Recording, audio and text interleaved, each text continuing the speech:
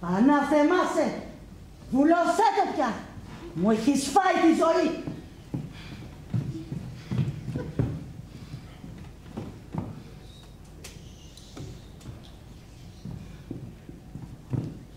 Αχ, Θεέ μου, τι φαρμάκι μου στείλες, τι αμαρτίες πληρώνω. Ως πότε θα την έχω στην καμπούρα, ως πότε θα την ανέχω, να βλέπω τη μούρη της, να ακούω τη φωνή της. Ως πότε να απαλλαγώ από αυτό το έκτρωμα της φύσεως, που χαΐρι και προκοπή να μην δουν και εκείνοι που δεν μ' άφησαν να κάνω έκπτωση. Δεν ζουνε πια κι αυτοί, ούτε φταίνε. Εγώ φταίω που τους άκουσα. Μόνο τον εαυτό σου να ακούς. Κανέναν άλλο. Έλεγα θα αλλάξει. Αργά ή γρήγορα θα παντρευτεί. Θα τη φορτωθεί άλλος. Αχ, άδικα ήλπιζα. Γεροντοκόρη θα μείνει. Τέτοια που είναι, ποιος θα γυρίσει να την κοιτάξει. Ποιος λογικός άνθρωπος να κάνει μάνα των παιδιών του αυτή. Έτσι όπως δίνεται, έτσι όπως φέρεται, έτσι όπως μιλάει, στο ράφι θα μείνει. Ποια από τις δυο μας δεν λυπηθώ περισσότερο. Εμένα ή εκείνη. Αφού σ' έκαμε ο Θεός άσχημη, τι είσαι πια φανταχτερά, μπας και ξεγελάσεις κανέναν. Ποτέ και σώσεις.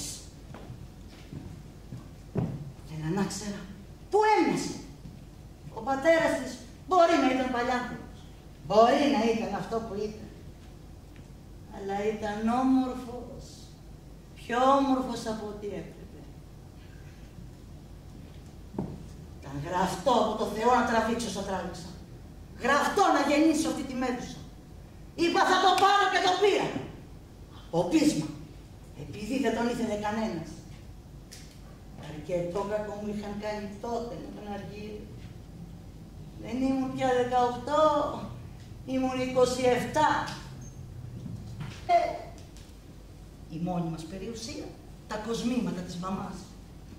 Αρχίσαμε κι αυτά σιγά σιγά να τα εξοκοκαλίζουμε.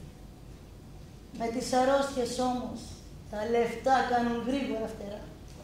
Τα φάγαμε όλα στο πι και φύ και αρχίσαμε να δανειζόμαστε από συγγενείς. Ήθελα να κάνω και καμιά δουλειά, αλλά δεν ήξερα να κάνω κάτι.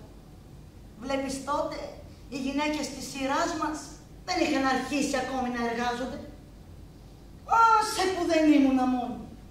Εκτός από τη μάνα μου και τον πατέρα μου, είχα και την κόμισα, την κόρη μου. Φυσικό ήταν να σκεφτώ το γάμο. Περνάν 2 χρόνια και είχαμε φτάσει πλέον σε οικονομική απόγνωση. Και να που εμφανίζεται ο Αντώνης. Χείρος, με καλή δουλειά. Ένα απόγευμα μας φώναξε η θιά μου στο σπίτι. Μου έκανε το προξενιό να πιούμε καφέ. Και τον είδα. Γύρισα σπίτι, έπεσα στο κρεβάτι και έβαλα τα κλάματα. Μια μεγάλος ηλικία. Ένας χωριάτης και μισός. Βαθύ χωριό. Τα χέρια του έχουν κάλους. Η προφορά του απέσια. Δεν ξέρει καν να μιλήσει. Κατά βάθος όμως ήξερε. Δεν έκλαιγα για τίποτα από όλα αυτά. Έκλαιγα γιατί γνώριζα ότι δεν μπορούσα να βρω πιο ταιριαστό από τον Αντώνη. Τι να λέει που πήρα 3 άντρες. Τι να λέει, πες μου. Καλύτερα να είχα πάρει έναν και σωστό. Να ζήσω κι εγώ μια ήσυχη ζωή. Να είχα πάρει αυτόν που αγαπούσα. Αυτόν που πραγματικά αγάπησα. Καλή του ώρα. Ποιος ξέρει. Ζει, πέθανε. Ιδέα δεν έχω. Αχ, καημένη Αργύρη. Καημένη Κηφισιά. Τι όμορφα, τι ξένιαστα, τι ευτυχισμένα χρόνια. Τότε την Άνοιξη, τα Σάββατα, πήγαινα στο κτήμα του θειού μου. Στο διπλανό κτήμα έμεινε ο Αργύρης, ψηλός, ξανθός. Δεν έμοιαζε με Έλληνα. Το πιστεύεις? Δεν μπορώ να θυμηθώ τα χαρακτηριστικά του. Το μόνο που θυμάμαι είναι η μυρωδιά του κορμιού του, ανακατωμένη με αυτή του θυμαριού. Κάθε φορά που μυρίζω θυμάρι ή ακούω τη λέξη θυμάρι, τον θυμάμαι να είμαστε αγκαλιασμένοι πάνω στα χορτάρια. Αχ, καημένα Αργύρι, σωστό, αχ, το δικό σου να φταίει που ταλαιπωρήθηκα τόσο. Να ξέρεις πόσο ακριβά το πλήρωσα και το πληρώνω ακόμη. Έτσι είναι η ζωή. Δεν λογαριάζει, δεν είχαμε ελαφρυντικά. Πού είχαμε μείνει? Α, ναι. Όταν τελείωσα το γυμνάσιο, ήθελα να πάω πανεπιστήμιο να σπουδάσω νομικά. Η μάνα μου ανένδοτη. Ο Αργύρης ήθελε να γίνει γιατρός, αλλά ο πατέρας του είχε άλλο προορισμό για το γιο του. Ήθελε να τον κάνει δικηγόρο. Γράφτηκε στη νομική. Βλεπόμασταν κρυφά. Τι ωραία που περνούσαμε. Ένα απόγευμα όμως μας είδε μια φιλενάδα της μαμάς στο Ζάπιο και έτρεξε αμέσως να της δώσει ένα φορά. Γι' αυτό το συσφίξει να γίνει με δικηγορίνες. Ο μπαμπάς μου απαγόρευσε να ξαναδώ τον Αργύρη. Αν τον είχα παντρευτεί τότε, ίσως να μην είχα κάνει ένα τέτοιο παιδί. Η Μαρία. Παντρεύσέ την, μου έλεγαν όλοι. Να δεις, αγνώριστη θα γίνει. Εγώ να την παντρέψω. Εγώ να της βρω γαμπρό. Εμένα στην ηλικία της με φλερτάριζαν 10 άντρες ταυτοχρόνως. Στη φούστα μου κρεμόντουσαν. Και τώρα πώς? Τώρα θα μου πεις πως στραβώθηκα και πήρα το φώτι. Άλλη ιστορία αυτή. Τότε της μόδας ήταν το φάλο. Πηγαίναμε τα Σαββατόβραδα. Εκεί γνώρισα το λεγόμενο ανθυποπλήρτος του εμπορικού ναυτικού. Τα χρυσά σιρίτια και τα σούπα μούμπες δεν ήταν και πολύ. Και δεν ψηλός, σαν τον Αργύρη, με 3 αναστήματος.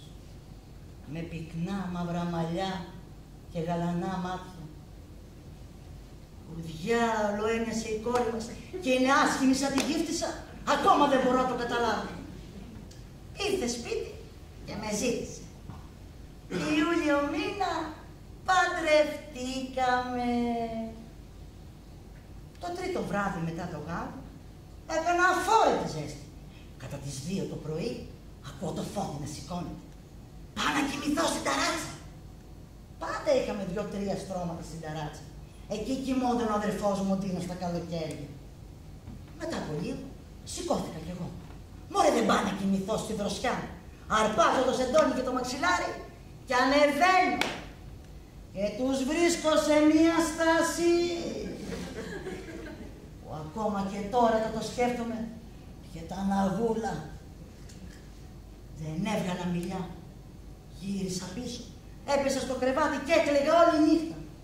Μα όλοι οι άντρες τέτοια τέρατα θέλουν. Όλοι οι άντρες ίδιοι, μια τρύπα και ό,τι να είναι. Εκείνος ο αδερφός μου ο Ντίνος, πώς μπόρεσε. Την άλλη μέρα, όταν με είδε ο μπαμπάς, κατάλαβα ότι κάτι τρέχει. Εγώ έκανα την αδιάφορη. Όταν δε είδε το φώτι με τον αδερφό μου τον Ντίνο μαζί, τότε ξεκίνησε ο κατήφορος του Ντίνου, όταν τον έδιωξε ο πατέρας μου από το σπίτι. Ίσως να μην πάθαινε κι η μάνα με καρκίνο.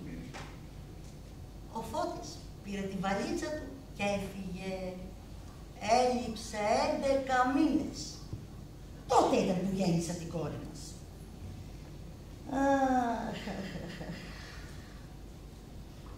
Όταν γύρισε, ήθελε να δει το παιδί. Τι να έκανα! Υποχώρησα. Ήρθε σπίτι, φορτωμένος με δώρα για όλους μας. Και προσποιηθήκαμε ότι δεν είχε συμβεί τίποτα.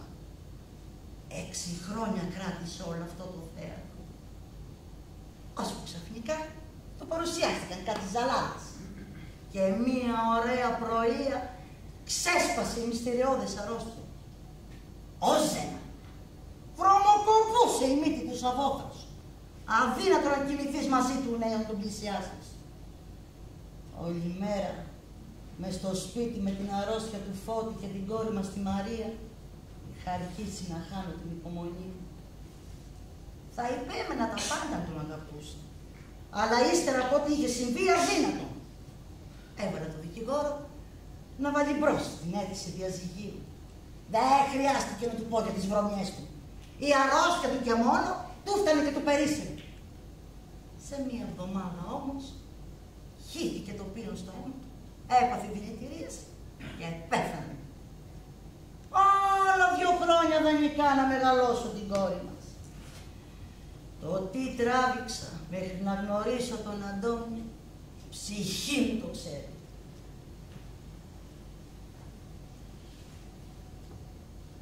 Το 34 χάσαμε τη μαμά. Έσβησε σιγά. Όχι τόσο τον καρκίνο, όσο τον καημό της για τον Τίνο. Ο Τίνος ήταν ο καρκίνος της. Δεν περνάει ένας μήνας που είχα βγάλει τα μαύρα για τη μάνα μου, τα φόρεσα για τον πατέρα μου. Πέθανε τον καημό του. Την αγαπούσε. Αχ, καημένη μαμά. Καημένη μπαμπά. 2-3 μέρες τώρα, η κόρη μου η Μαρία έχει φαγωθεί με το Θόδωρο. Ίσα την έχει πιάσει. Της λείπει άντρας. Αφού θες άντρα, κυρά μου, σήκω στολή σου και βγες στο πάρκο να βρεις κανένα ναύτη, κανένα μακλαρά. Και σου ορκίζομαι, 10 ντεμενάδες θα του κάνω. Τσιμουδιά δεν θα βγάλω. Και αν πάλι δεν θες, τραβά σε μοναστήρι να καλογερέψεις. Μα σε προειδοποιώ, μη μου ξανακάνει σύγχυση με το Θόδωρο, γιατί φώνησα θα γίνω και θα σε κάνω κομματάκια. Και μην ξανατολμήσεις να κατεβάσεις τις φωτογραφίες του πατέρα μου και της Κεραϊκάδης. Ακούς! Όσο ζω εγώ, το σπίτι είναι δικό μου. Και θέλω να βλέπω τις φωτογραφίες των ανθρώπων που αγαπούσα και μάθησαν με σένα να με φας ζωντανή. Αν παντρευτείς ή αν ψοφείς όπως λες και με κληρονομήσεις, τότε κρέμασε στους τοίχους σου μέχρι και κουδούνια. Πρόσεξε μη σου προσβάλλουμε την πεθερά σου την πλήστρα. Πλήστρα είσαι και φαίνεσαι. Επίτηδες το κάνει, για να με πικάρει. Να την ακούσει και ο Θόδωρος, να την αρπάξει από το τσουλούφι να τη φέρει 2 σγούρες. Αχ, Παναθεμάσαι.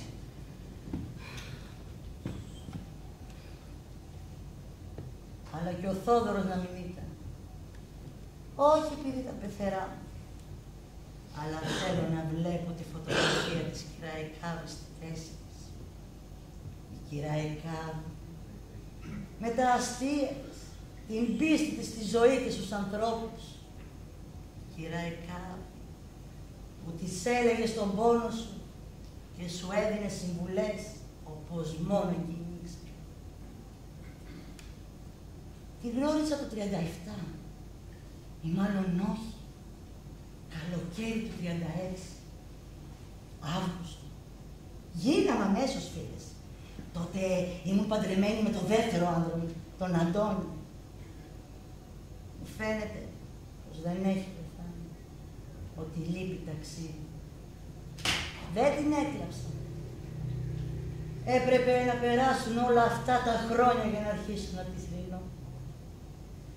Ακόμη πιάνω τον εαυτό μου να θυμάται το πρόσωπό της, τα μάτια της, τις χειρονομίες της, τα λόγια της.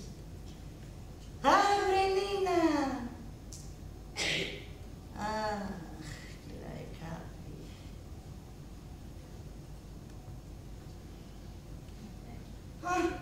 Δεν σου έχω πει, στην κατοχή άρχισα να παίζω χαρτιά. Ξαγρυπνούσα όλη νύχτα και κοιμόμουν αναγκαστικά την ημέρα. Ο ύπνος ήταν η μόνη μου σωτηρία.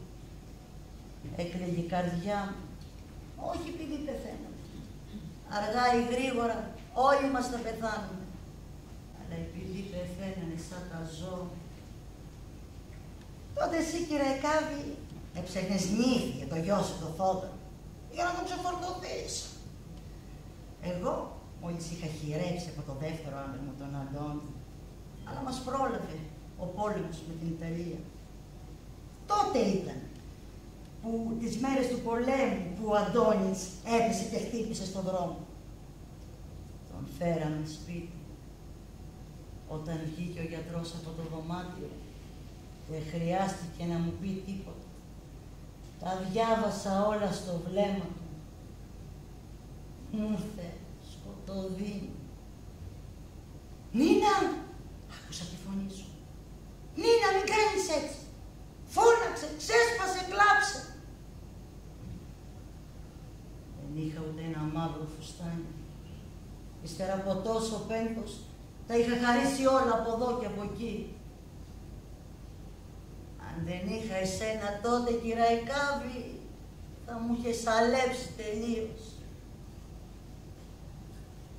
Και η κόρη μου ούτε καν ήρθε να με φιλήσει. Να μου πει έστω, να μου στενοχωριέσαι, μαμά. Καλύτερα. Δεν τον θύμισε. Ο μπαμπάς έλεγε ότι ο θάνατος των ανθρώπων που αγαπάμε είναι πληγή από κοφτερό μαχαίρι. Ο πόνος έρχεται αργότερα, όταν κρυώσει η πληγή. Θυμάσαι τότε, Κυραϊκάβη, που είχες χάσει το γιο σου, το Δημητράκη, από τα ναρκωτικά. Για μέρες δεν έβγαλες μιλιά, ούτε δάκρυα. Μόνο όταν σε πήγα, βόλτα στα δέντρα, τότε ξέσπασες.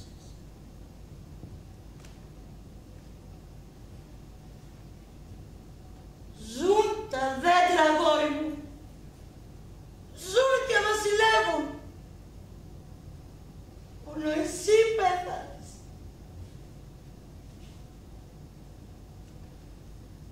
Σε άφησα να κλαις. Σε 2 εβδομάδες θα δυνάμισες, όπως τη μεγάλη πείνα του 41. Τέλη Σεπτέμβρη και η Κυραϊκάβη έφυγε με μία ανάσα.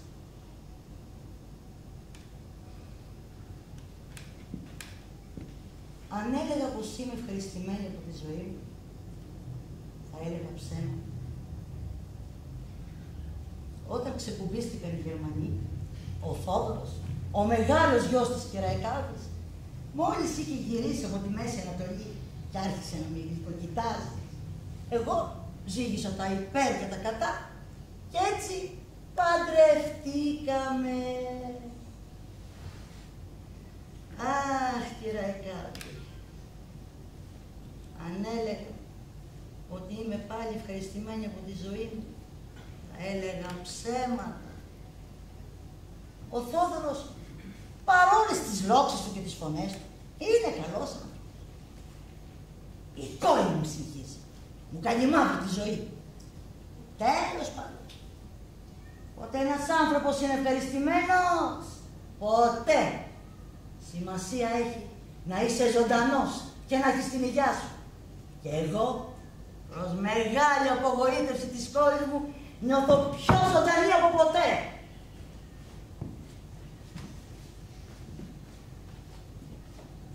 Κυραϊκάβη, μπορεί να υπέφερε τα μαρτύρια του Ιώβ, αλλά την έζησε τη ζωή της.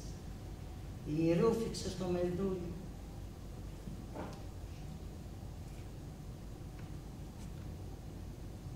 Ήταν από τους ανθρώπους που ακόμη και όταν φύγουν, αφήνουν κάτι πίσω τους. Δεν τους ξεχνάς.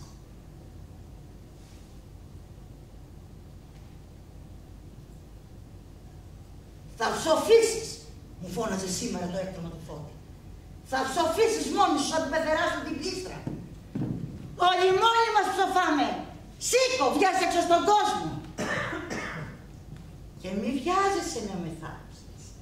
Είμαι γερόκοκαλο εγώ. Θα ζήσω μέχρι τα 100. Και ο άντρας μου θα ζήσει. Να γεράσουμε μαζί. Να τον παίρνω το χεράκι, να πηγαίνουμε περίπατα. Και αν νόμι γέννη το πεθάνει, θα κάνω και τέταρτο γάμο. Θα πάρω και τέταρτο άδειο. Έτσι, για να σε κάνω να σκάσεις. Αχ, Θεέ μου, σχόρα με.